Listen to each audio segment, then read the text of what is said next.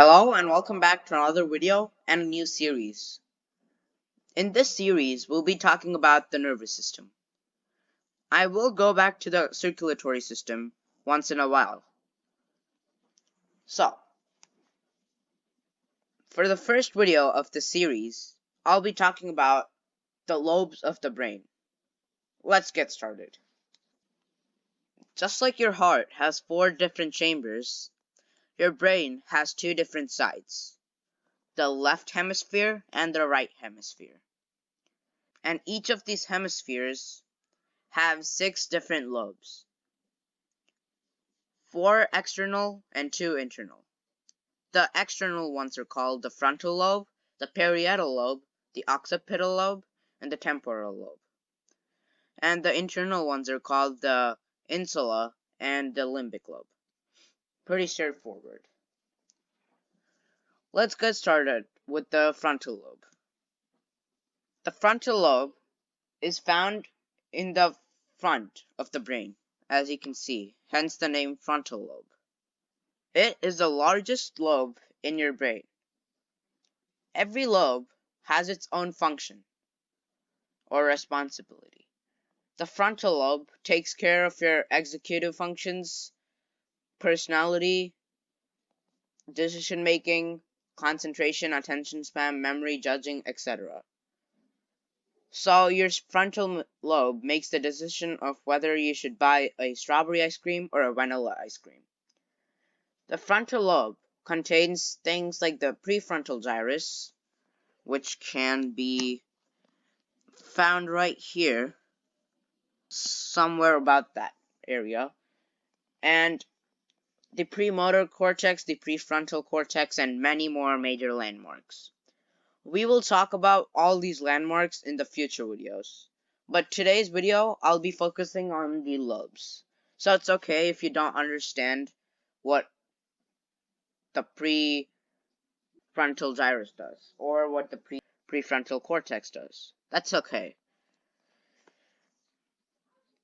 So that was the basic idea of a frontal lobe. Now, let's move on to the parietal lobe. The parietal lobe is found in the back top of your head, just above your ears. Parietal lobe is located just behind the frontal lobe. What separates these two lobes is called the central sulcus, which can be pictured right here. This line represents the central sulcus.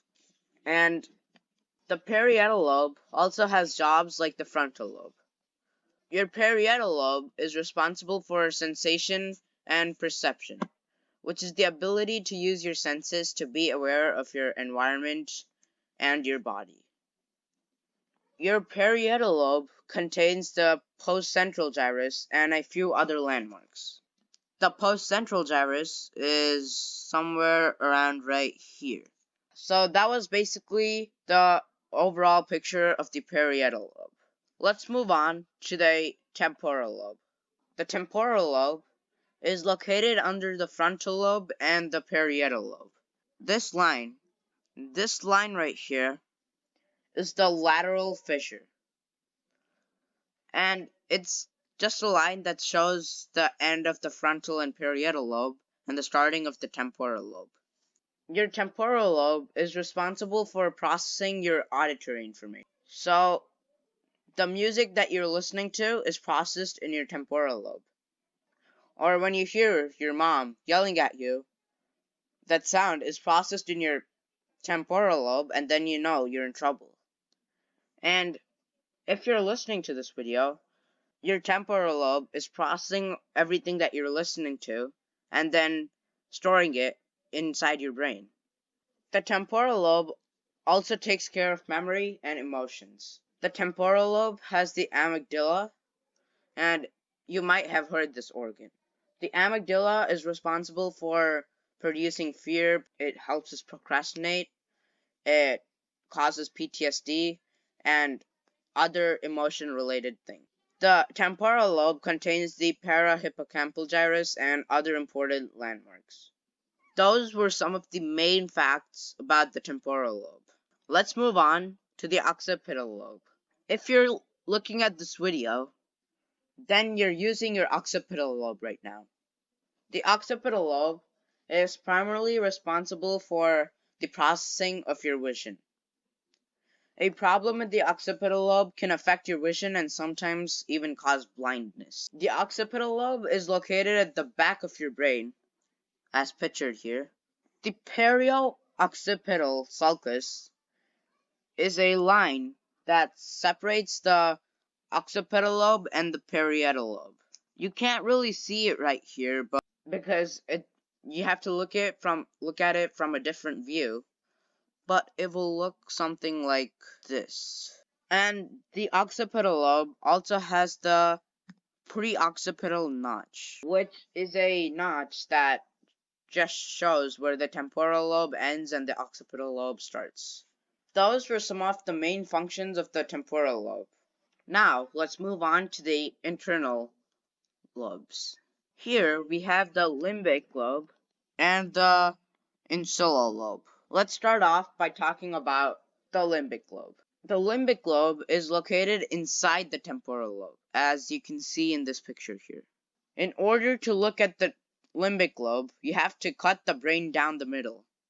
In this picture, it might not look like the brain is cut in half, but it actually is. The limbic lobe is responsible for emotion, arousal, motivation, memory.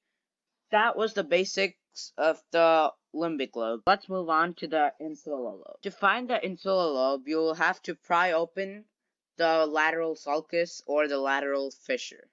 The lateral sulcus or fissure, like I said before, is a line that separates the frontal lobe and the parietal lobe from the temporal lobe.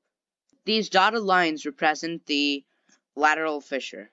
The insula is responsible for creating pain, especially in the hollow organs. That was the basics of both the internal lobes. So, I covered all the six major lobes inside the brain. In the next videos, I'll be talking about the major landmarks in each lobe, and we'll be moving on to the spinal cord, and yeah, you'll master neuroanatomy very quickly. And I'm always open to comments, questions, and or suggestions. Check out my blog at brainyhearts.wordpress.com. And this is the Brainy Heart signing off. I'll catch you later in the next video.